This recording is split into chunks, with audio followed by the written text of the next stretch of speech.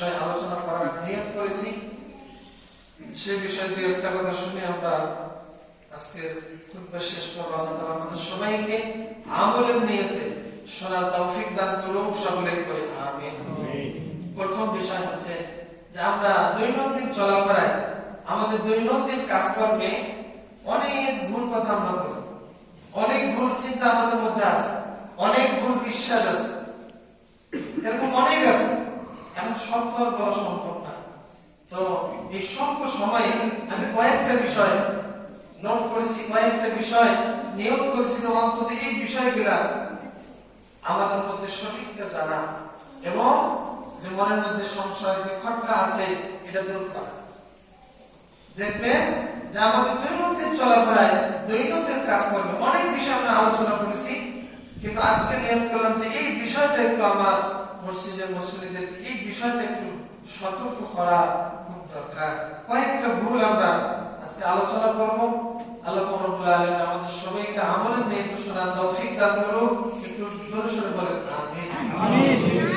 প্রথম বিষয় হচ্ছে আমরা যখন কারোর সঙ্গে সাক্ষাৎ হয় সালামটা যে আমরা দিই, এই সালামটা কিন্তু আমরা সঠিকভাবে দিতে পারি না। দেখবেন যে তাড়াতাড়ি সালামটা দেয়, এত তাড়াতাড়ি দেয় যে আসসালামু আলাইকুম ওয়া রাহমাতুল্লাহ, কমপক্ষে আসসালামু আলাইকুম এই কথাটা আমরা বলতে পারি। কি বলি? আসসালামু আলাইকুম আছে কিনা? এর বিপরীতে দেখবেন যে যারা সালামটা নেয়, আপনি যাকে সালামটা দিচ্ছেন, ওই ব্যক্তিরা সালামটা না নিয়ে বলতেছে কেমন আছে, বলতেছে কি কেমন আছে। মানে আপনি বলেন আসসালামু আলাইকুম, সে সঙ্গে সঙ্গে কি বলো কেমন আছে বা ভালো আছে। মানে সালামটা যে নেওয়াটা ওয়াজিব, সালাম দেওয়াটা সুন্নাত, আর সালাম নেওয়াটা কি বলেন ওয়াজিব। ওই ব্যক্তির ওয়াজিব তরক করে সে বলতেছে কেমন আছে। মানে এত ব্যস্ততা, তার এত ব্যস্ততা, এই সালামটা নেওয়ার তার সময় নেই। সে কি বলতেছে কেমন আছে। মানে কেমন আছে বলা তো খারাপ না, অবশ্যই বলবেন, কিন্তু আপনার উপর যে সালামটা আসছে সালামটা নেওয়া তো ওয়াজিব। আপনি আগে সুন্দরভাবে সালামটা নেন। সালামটা নেওয়ার ক্ষেত্রে দেখা যায় অনেকে ওয়ালাইকুম আসসালাম না বলে ওয়ালাইকুম সালাম, কি বলে ওয়ালাইকুম সালাম। মানে ওয়ালাইকুম সালাম যদি কেউ বলে অর্থ বিকৃত। ওয়া আলাইকুম আসসালাম আপনি আইনটা উচ্চারণ করতে হবে, ওয়া আলাইকুম আসসালাম। মানুষ কি বলে ওয়ালাইকুম সালাম বলে কিনা বলেন, এটা মারাত্মক ভুল। আসসালামু আলাইকুম মানে আপনার উপর শান্তি বর্ষিত হোক। আপনি যদি ভুল ভাবে বলেন তাহলে দোয়া না হয়ে যাবে বদ্ধ। এজন্য এটা যেহেতু আমাদের সমাজে খুবই প্রচলিত, অন্তত সালামের ব্যাপারে এত সুন্দর অভিবাদন আল্লাহ তাআলা আমাদেরকে পরস্পরের ভালোবাসা বৃদ্ধির জন্য দিয়েছেন, এটা যাতে আমরা সুন্দরভাবে দেই এবং নেওয়ার ক্ষেত্রে যাতে আমরা সুন্দরভাবে নিতে পারি। আল্লাহ তাআলা তৌফিক দান করুন, সকলে করেন আমিন।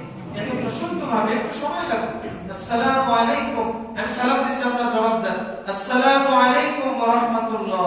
ওয়া আলাইকুম আসসালাম। আল্লাহ তাআলা আমাদের সকলের চেষ্টা, সকলের নিয়ত কবুল করুন, সকলে করেন আমিন। এরপর দেখেন আমাদের সমাজে মানুষের এমন একটা বিশ্বাস হয়ে গেছে যে আমাদের বাড়িতে যদি কেউ মুরগি খায়, হাঁস খায় বা কোনো কিছু প্রাণী জবাই করতে হয়, হুজুর মানুষ খুঁজে কিনা বলেন, খুঁজা কিন্তু ভালো ভালো লোক দিয়ে জবাই করতে চাচ্ছেন, ভালো। অনেক সময় আমরা নিজেরাই করি, যদি দোয়া জানা থাকে আল্লাহুম্মা মিনকা ওয়া লাকা বিসমিল্লাহ আল্লাহু আকবার, অথবা শুধু বিসমিল্লাহ আল্লাহু আকবার বললে কি হয়ে যাবে। কিন্তু এটা আমাদের সমাজে আমরা পুরুষরা করি, কিন্তু আমাদের অনেকে জানা নাই যে এই জবাইটা কিন্তু মহিলা মানুষও করতে পারে।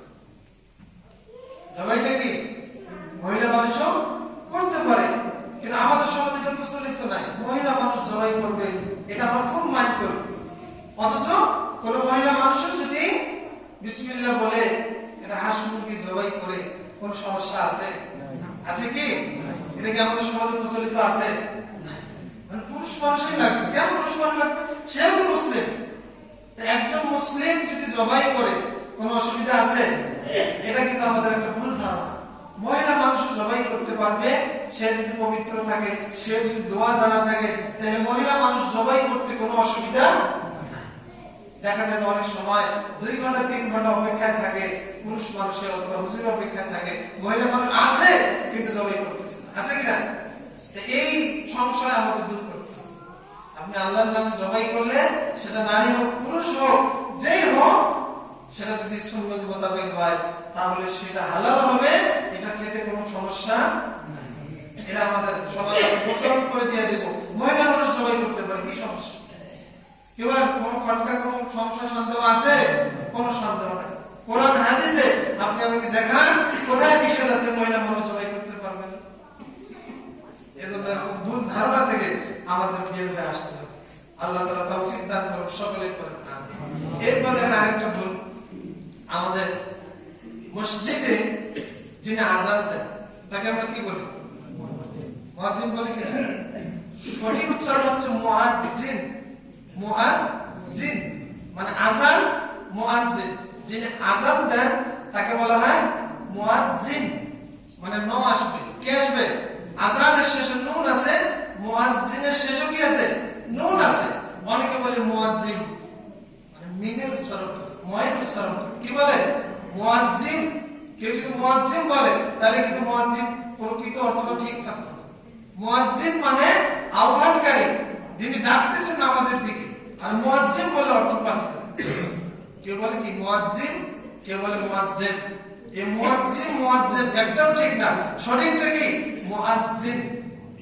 কি কথা বুঝছেন কিনা? পার্থক্য খুবই অল্প। এজন্য আমরা এই বিষয়ে সতর্ক থাকবো যে এই মুয়াজ্জিনকে যে আমরা ডাকবো সঠিক উচ্চারণে যে আমরা ডাকি। অনেক মানুষ দেখবেন সেটা বিভিন্ন বয়সের মানুষ হতে পারে, আমরা যেভাবে শুনছি কি সেভাবে। এই জন্য আমাদের সঠিকটা জানতে হবে। সঠিক উচ্চারণ কি? মুয়াজ্জিন। এভাবে আমরা সম্বোধন করব। আল্লাহ তাআলা তৌফিক দান করুন, সকলেই করেন আমিন। এরপর দেখেন আমরা যখন জানাজায় যাই, দেখা যায় যে জানাজায় যে কাতার হয়, আমরা অনেক সময় চেষ্টা করি যে বেজোর কাতার হয়। কি চাই? অনেকে এটা মনে করে যে জানাজার কাতার বেজোর হইতে হয়, জোর হইলে মনে অসুবিধা। কিন্তু মনে রাখবে যে জোর বিজোর কোনো বিষয় না, জোর বিজোর কি কোনো বিষয় না। তবে একটা হাদিসে আসছে যে জানাজার কাতার কমপক্ষে 3 কাতার হলে বেশি ভালো। কমপক্ষে কয়টা কাতার? কথা বলি না কেন? 3টা কাতার। 3টা কাতার যদি হয়, এরপরে যদি জোর হোক অথবা বিজোর হোক, এটাতে কি কোনো সমস্যা? এটা আমাদের স্পষ্ট জানতে হবে। জানা যায় দেখা যাচ্ছে যে অল্প লোক, অল্প লোকে অন্তত 3টা কাতার হয়, মানে 1টা 2টা হলেও হবে, কিন্তু 3টা হলে ওই বান্দার মাফের ব্যাপারে একটা হাদিস যেহেতু আসছে, আমরা এটার প্রতি আমল করে আমরা কমপক্ষে 3টা করতে পারি। 3 মানে এই না যে এখানে বিজোর আছে বিজোরই করতে হবে, মানে প্রথমে 3টা চেষ্টা করবেন, এর পরবর্তীতে 5টা 7টা 10টা 20টা যতটা হতে পারে। এখানে জোর বিজোর কোনো বিষয় না, যে কোনো একটা সংখ্যা হলেই হবে। আল্লাহ তাআলা তৌফিক দান করুন, সকলেই বলেন আমিন। এরপর দেখেন আমরা যখন কোনো মৃত মানুষকে কবরে নামাই, কবরে যখন শোয়াই, আমাদের সমাজে আমাদের এই অঞ্চলে দেখবেন যে আমরা চেষ্টা করি যে মৃত মানুষের এই চেহারাটা যাতে কিবলার দিকে থাকে। কি বলেন? চেষ্টা করি কিনা? তাহলে এই চেহারাটা যাতে কিবলার দিকে থাকে। কিন্তু উত্তম সুন্নাত হচ্ছে আরেকটা। সুন্নাত কি? আরেকটা হচ্ছে যে যদি সম্ভব হয় পুরা মৃত মানুষকে পুরা সিনাটাই আপনি কিবলার দিকে করে দিন। কি বললাম? মানে পুরা সিনাটাই, তার পুরা চেহারাটাই যদি সম্ভব হয়, তাহলে পুরা চেহারাটাই যদি আপনি এই কিবলার দিকে ঘুরাই দিতে পারেন, এটাই সবচেয়ে উত্তম। এটাই কি সবচেয়ে উত্তম। কিন্তু আমরা এমন ভাবে কবর ঘুরি একবারে সমান চিত করে শোয়াইলে চেহারা মানে সিনা তো ঘুরার কোনো সুযোগ থাকে না। তো এজন্য কবরটা যদি আমরা এমন ভাবে একটু ঢালু করি, একটু উঁচু করি, সিনাটাও যদি কিবলার দিকে থাকে, এটা হবে সবচেয়ে সুন্নত পদ্ধতি, সবচেয়ে উত্তম। কিন্তু এটা আমাদের সমাজে প্রচলন নাই বিধায় আমরা এইটাই ভুল মনে করি, আর যেভাবে করি শুধু মাথাটা ঘুরাই দিই এটাই। কিন্তু প্রকৃত সুন্নতটা হচ্ছে এটাই, যাতে করে দেখা যায় যে কবরে এমন ভাবে আমরা কবরটা করবো। এই জন্য অনেক জায়গায় দেখবেন আমরা যেভাবে কবরটা করি যেভাবে তারাও করে, কিন্তু মাঝখানে যেখানে লাশটা রাখে সেখানে আরেকবার করে, সেখানে কি আরেকবার ছোট করে খোঁড়ার কারণে সেখানে এক পাশে দেখা যায় যে কাজ করে রাখে।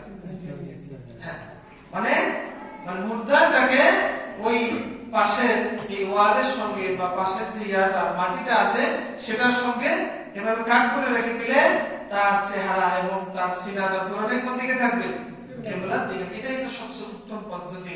এজন্য এটা আমরা শুনলাম, এজন্য আমরা চেষ্টা করব, মানে যেভাবে করে এটা যে ভুল সেটাও না, কিন্তু উত্তম হচ্ছে যদি সম্ভব হয় তাহলে মৃত মানুষের সিনা এবং চেহারা দুটোই যদি কেবলান্বিত হয় সবচেয়ে উত্তম। আমরা চেষ্টা করি, আল্লাহ তাআলা তৌফিক দান করুক, সকলেই করেন আমিন। এরপর আরো অনেক বিষয় আছে, আমরা অনেক ভুল ত্রুটি আমাদের আছে। দেখবেন যে আরেকটা সবচেয়ে দেখা যায় যে আমরা পুরুষ মানুষ সালাম দিয়ে মুসাফা করি কিনা? এটা কিন্তু মহিলা মানুষ করতে পারে। মুসাফা কি শুধু পুরুষের না সবাই রে? এটা কিন্তু আমাদের সমাজে নাই। মহিলা মানুষ কি করতে পারে? মুসাফা করতে পারে। এটা শিখাই দিবেন মা বোনদেরকে যে মহিলা মানুষ মুসাফা করবে, আর পুরুষ মানুষ মুসাফা করবে। মুসাফা করলে আল্লাহ তাআলা ওই উভয় বান্দাবান্দির আল্লাহ তাআলা গুনাহগুলোকে মাফ করে দেন। সুবহানাল্লাহ। এখন গুনাহ মাফের অন্যতম সুযোগ মুসাফা করলে মানুষের মধ্যে সম্প্রীতি, ভালোবাসা এটা কিন্তু বৃদ্ধি পায়। এজন্য আমরা পুরুষ মানুষ করব, মহিলা মানুষ বঞ্চিত থাকবে এরকম না। হাদিসে কোথাও নিষেধ নাই, আমরা বানাইছি, আমরা কি সিস্টেম তৈরি করেছি। এরকম যাতে না হয় মা বোনদেরকে জানাই দিব, তারাও মহিলা মানুষের সাথে কি করতে পারবে? মুসাফার আমল তারাও করতে পারবে। আল্লাহ তাআলা তৌফিক দান করুন, সকলেই বলেন আমিন।